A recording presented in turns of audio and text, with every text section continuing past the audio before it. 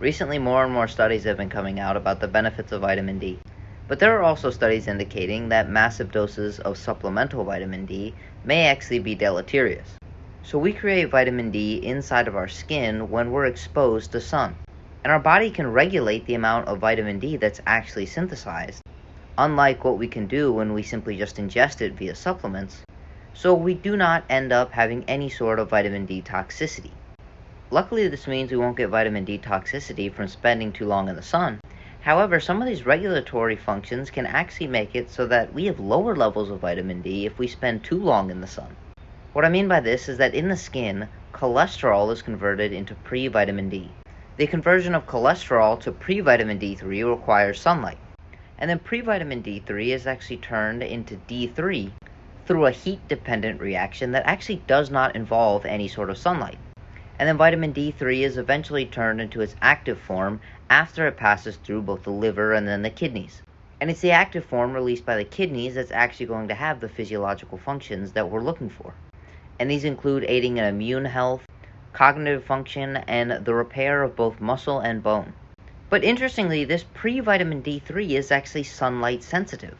What I mean by this is that additional UV radiation from the sun will actually convert pre-vitamin D3 into what are called tachysterol and lumisterol. And these are kind of like vitamin D metabolites that don't really have any function. So after a specific period of time spent in the sun, we'll convert the cholesterol into pre-vitamin D3. But if we spend more time in the sun, this pre-vitamin D3 is actually converted into tachysterol and lumisterol. And once again, this is simply just a mechanism to keep us from overproducing vitamin D3 and potentially accidentally causing a vitamin D toxicity by simply spending all day in the sun. But another thing that tachysterol and lumisterol seem to do is actually absorb some of the UV radiation. But when they absorb the UV radiation, nothing really occurs. The only thing that occurs is that we're reducing the amount of cholesterol that we're turning into pre-vitamin D3. So actually spending too long in the sun not only can increase the amount of pre-vitamin D3 that we inactivate into tachysterol and lumisterol, but we can also begin to reduce the amount of pre-vitamin D3 that we make in the first place by the inhibition of cholesterol conversion into vitamin D3 by tachysterol and lumisterol accumulation.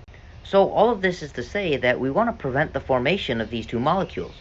So to increase our vitamin D3, we'd actually want to spend a little less time in the sun if we're spending too long in the sunlight.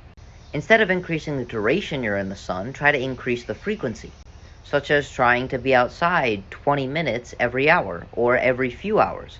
And not only is this important for vitamin D, but it's also important to mitigate the risk of sunburn.